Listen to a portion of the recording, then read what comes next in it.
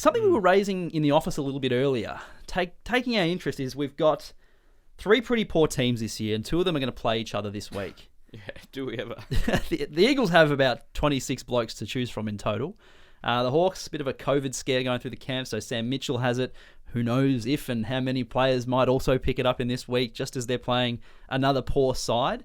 But it got me thinking, because we work at ESPN, so we have a lot to do with some other sports on the channel. We broadcast NHL, NBA, NFL, all these great American sports, so sign up if you haven't, it's good stuff.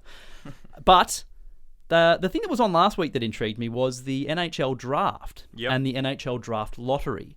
Can you tell me, and we'll explain a little bit what a draft lottery is in a sec, but can you tell me why the AFL wouldn't have one? Well, I think we were both asking each other this question earlier, and we didn't really have an answer. And I feel like it's something maybe every 3 or 4 or 5 years, it sort of pops up somewhere and it kind of gets raised and then it's sort of brushed aside again. And we don't actually ever implement anything like this. But it's a great question that you raise, and there's no reason why we shouldn't have this in all sport, really. So you're a sort of a stats guy. Where would you, Christian, where would you be comfortable in terms of say there was a draft lottery in which, a number of balls go into a pit, they've got the team logos on them in different proportions. If you're, say you finish 9th, 10th, 11th, 12th, 13th, 14th, 15th, 16th, 17th, 18th, right? So the bottom 10. Say that there's a proportion of 100 balls in a pit and the different logos are on them. What percentage would you be comfortable with the last place team getting compared to, say, a team that just misses finals? Yeah, see, again, it would have to be very, very low odds, or almost at 1 or 2% for the top. Which I think it is. You don't want to incentivize. If you're talking bottom 10, 10th to 11th, 12th. But that's where I'm not comfortable. I feel like a lottery, maybe, I might meet you halfway. I think a lottery for the bottom 3 teams. I feel like the top 3 picks can sort of separate, a good draft to a sort of a super draft if you can nail someone in those first 3 picks. So, yeah, there's certain seasons where it would have been a travesty for the 10th place or 9th place team to end up with the number 1 pick when some of the 18th teams were really struggling with and were 1 to 2% chance. 3 or 4 years into their struggles. And that's exactly it. And that's where I would go, because the other thing is, we do compare it to the US sports, which might have 30, 32 teams. We have 18 right now. Mm-hmm. So you can't give 10 teams a lottery. You'll have a team that potentially, team like Carlton last year that were heartbreakingly fell out of finals could potentially get the number 1 pick. So I think that's a bit ridiculous. But the bottom 4, there's no reason why it couldn't be the bottom 4. Mm-hmm. Then you open up the issue of, if you're just outside the bottom 4, last game, we'll rest a few stars, maybe we'll get into that lottery. This is the issue with it, and this is probably why it hasn't been introduced, because you do bring that in. And then, of course, so whether it's you have a lottery for the bottom 2, the bottom 4, the bottom 6, or 10, you will have that problem where people think, well, we're going to finish 12th.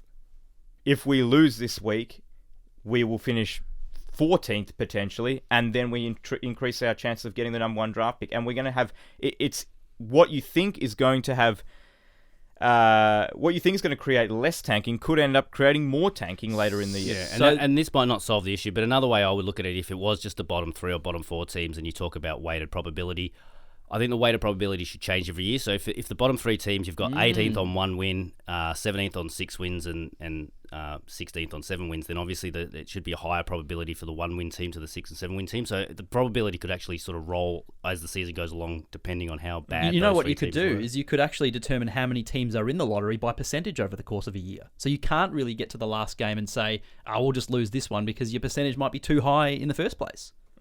So, look, maybe that's something to consider going forward, because I think, when you have poor teams like we do, most years there's always one team where you go, or 2 teams that are battling it out, and you talk about the race for the spoon, the race for the number 1 pick. It gets a little bit tiresome, and I think taking it out of the hands of clubs like, Melbourne, famously fined for not tanking, but $500,000 later, the Blues did it a few years in a row. You could argue it happens quite consistently in the AFL, and there probably needs to be a way to sort of start to think about phasing that out just a touch. So we've got 3 really poor teams this year, right?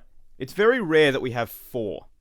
It's very rare we have 4 bad teams that you feel like are not going to win any week. Even looking at the 3 teams, so run a few of the numbers on it. So Probably the only time we've seen 3 worst teams at round 9 was 2012, and that's going all the way back to 1897 and using percentage. So the gap between the 3rd worst team and the 4th worst team is basically the 4th biggest that's ever been at round 9 in the history of the game. So that was GWS and 2012 was GWS and GWS's first year, Gold Coast second year, and Melbourne were actually, Gold Coast were the 3rd worst team. Melbourne was actually the 2nd worst back then. So that was probably the most recent time. But yeah, the other 2 seasons are 1914 and 1967, I think. So it is historically bad. And I heard it sort of spouted during the week pre-round that, the 3 teams of the West. And I thought, geez, this is recency bias. I know I'm going to be able to blow this one out of the water. And I ran the numbers and, another guy, Jacob, in the office looked over them as well and kind of thought, yeah, maybe it's not so much recency bias. We are looking at 3